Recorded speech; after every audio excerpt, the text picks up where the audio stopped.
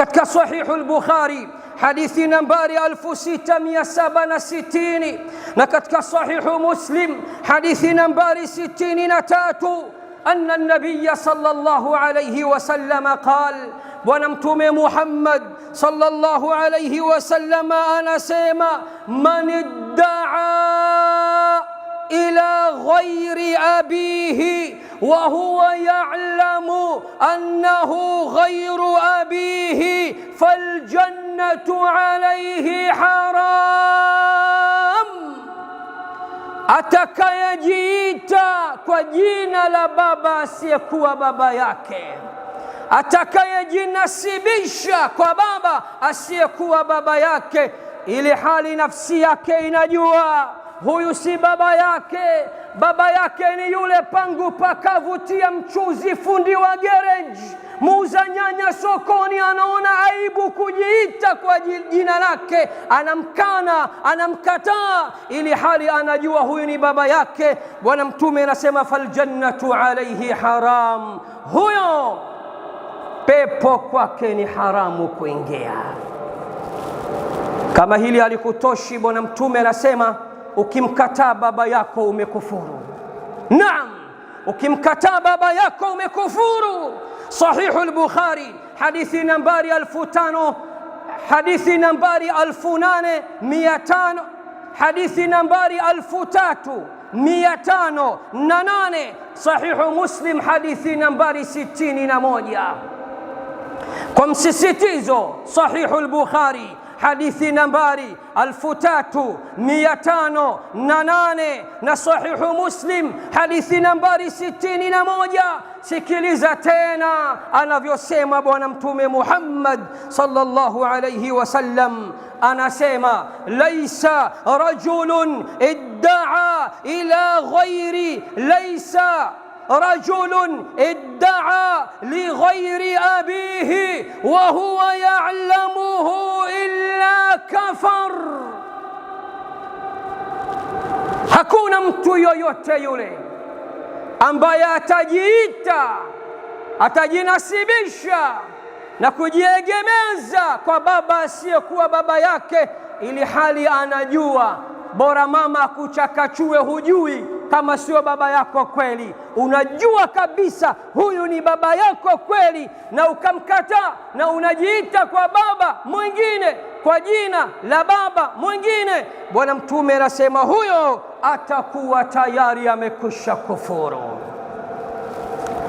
Naam, ikhwata al-islami wal iman, ndugu zangu waislamu, ala ta'rifun, ala ta'lamun, hivi hamujui ya kuwa anna min al-abna'i man yufarriqu baina al-abi wal-um? Hamjui ya kuwa kuna watoto wana tofautisha baina ya baba na mama? Kuna watoto wanabagua baina ya baba na mama? Kuna watoto wanachagua baina ya baba na mama? Tarahu yamilu ila al-ummi duna al-ab, utamkuta mtu ameegemea mazima kwa mama yake,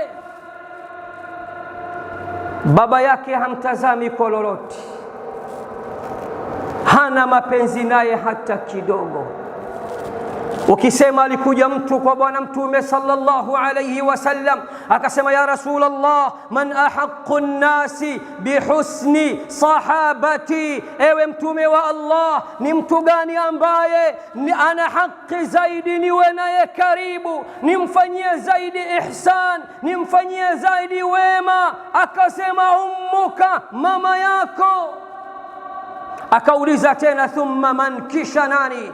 Bwana mtume akarudia mara ya pili akamwambia, ummuka, mama yako. Akauliza tena mara ya tatu, thumma man, kisha nani? Bwana mtume akasema mara ya tatu, ummuka, mama yako.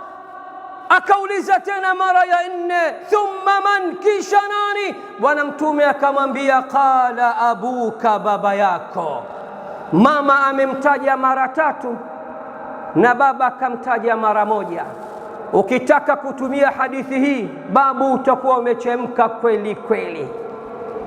Hadithi hii ukitaka kuifanya kuwa ni fimbo dhidi ya baba, humtaki, unamnyanyapaa, unambagua, unajiweka mbali na yeye, bali anakuudhi akizungumza, ukimwona unakerekwa, eti kuna hadithi hujaielewa vizuri. Hadithi hii Bwana Mtume sallallahu alayhi wasallam amempa haki mama mara tatu, amemtanguliza mama mara tatu, amemtaja mama mara tatu, mara ya nne kamtaja baba. Hii hadithi ni hoja dhidi yako. Hadithi yaonyesha, yathibitisha baba naye ana haki kwako, tena baada ya mama yako nambari moja duniani ni baba yako. Kwa nini unampenda mjomba wako kuliko baba yako? Sijaja kuambia msiwapende wajomba, ilkhal walid. Warabu wanasema mjomba ndio mama, mjomba ndio mzazi, sijakataa, lakini ukimfanya mjomba awe na fadhila zaidi kuliko baba yako, wewe huna kheri.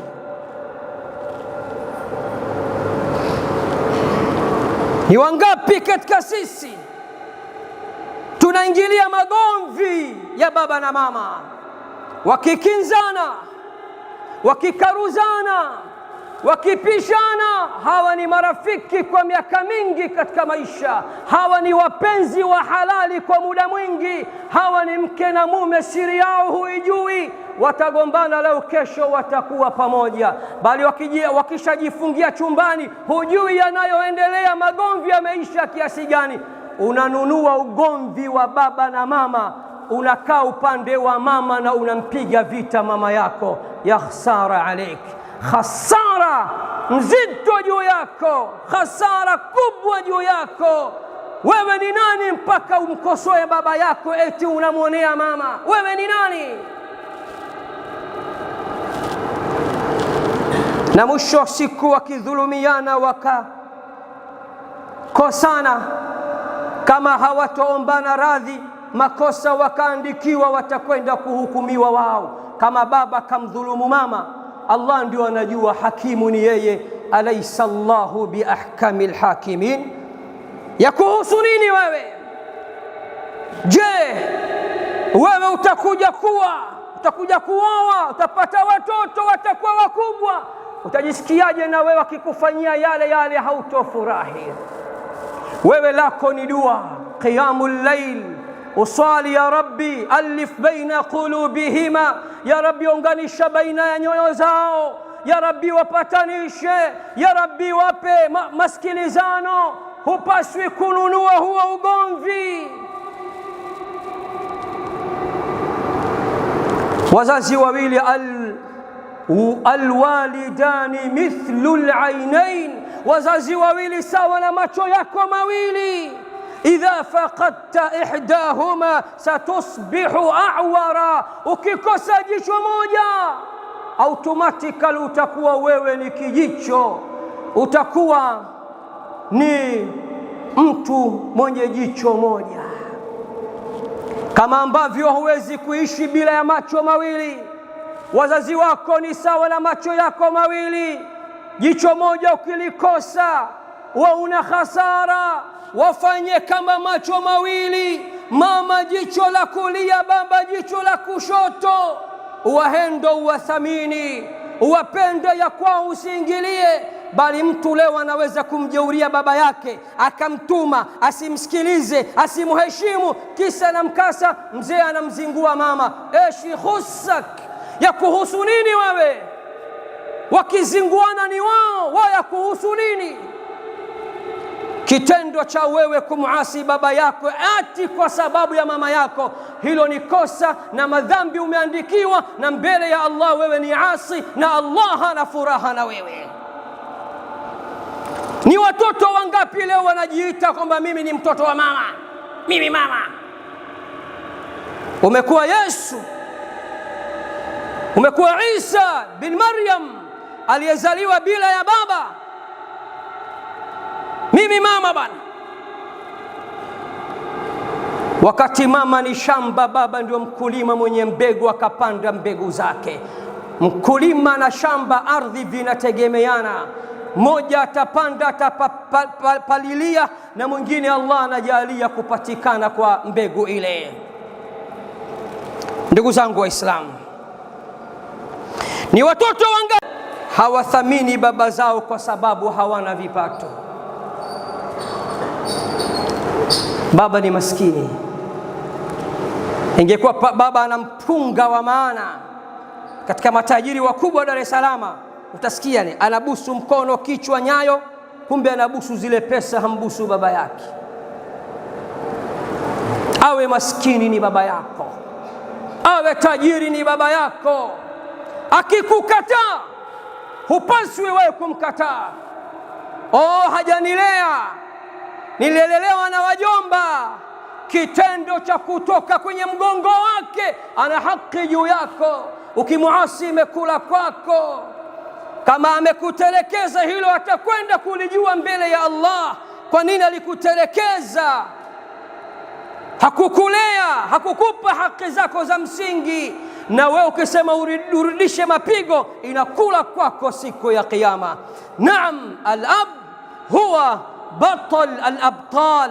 Baba, ndugu zangu, ndo mwamba wa miambani. Al-abu mithlu sakhra, baba ni sawa na jiwe, sawa na jabali. Ar-rajulu al-wahidu alladhi tadhhabu ilayhi 'inda kulli mushkilah, mwanadamu pekee ambaye ukipata matatizo, ukiharibikiwa, unamkimbilia yeye. Al-ab huwa ar-ruknu al-a'zamu lil-awladi wal-banat. Baba ndio nguzo kuu ya nyumba ya watoto wa kiume na watoto wa kike. Fa idha mata al-ab, baba akifa tu, inkasara dhalika ar-ruknu. Baba akifa tu, nguzo kuu ya nyumba imevunjika, nyumba inaelemewa. Wal ummu hiya nur, na mama ndio nuru ya nyumba.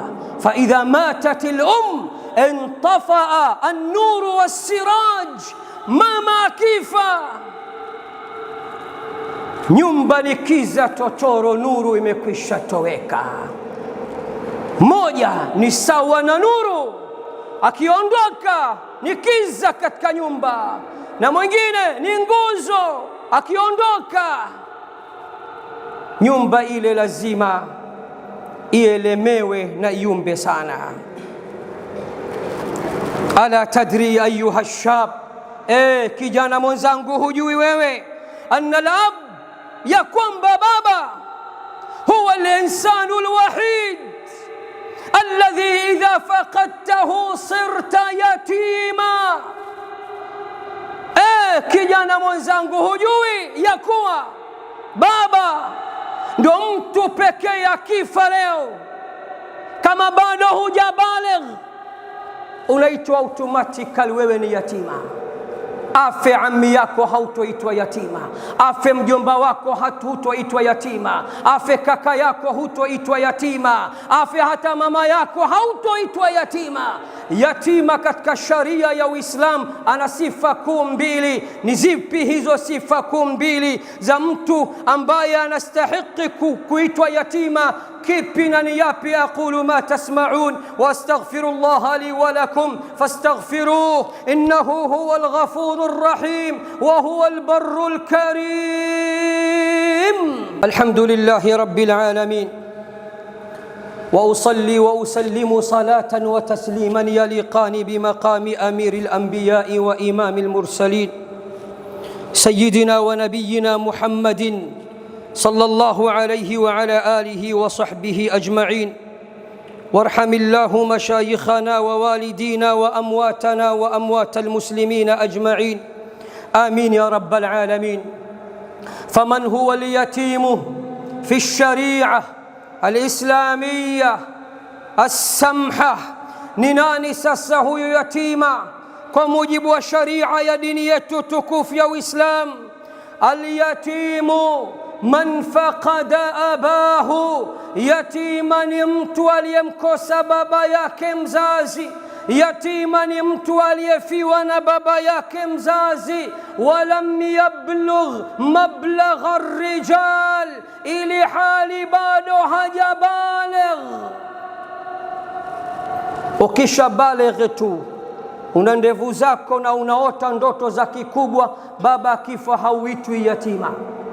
Hilo lichukue. Kuna watu wazima wana ndevu kama zangu mpaka leo wanajiita mayatima.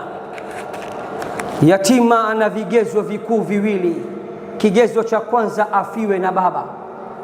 Kigezo cha pili, awe amefiwa hali ya kuwa bado hajabaligh. Una miaka 30 40 unajiita yatima. Angalia umuhimu wa baba.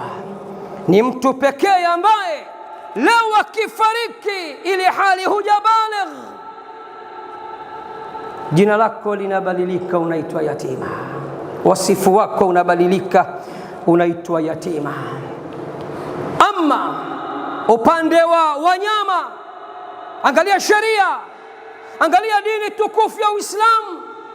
Ama inda alhayawanat, ama upande wa wanyama, idha matat al-ummu yasiru al-hayawanu yatima.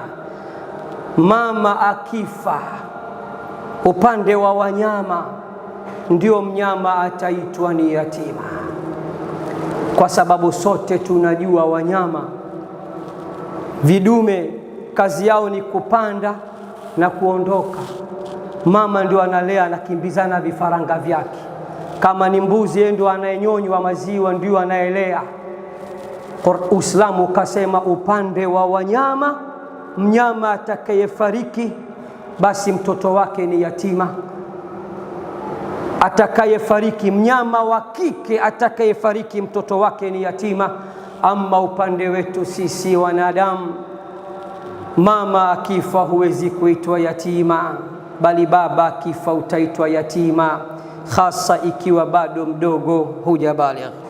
Naam, idha kanat al-um hamalatka 9 ashhurin fi batniha, ikiwa mama amekubeba tumboni miezi 9, falabu yahmiluka anta wa ummuka fil umri kulli, basi baba anakubeba wewe na ndugu zako wote, na mama yenu anawabeba katika uhai wake wote.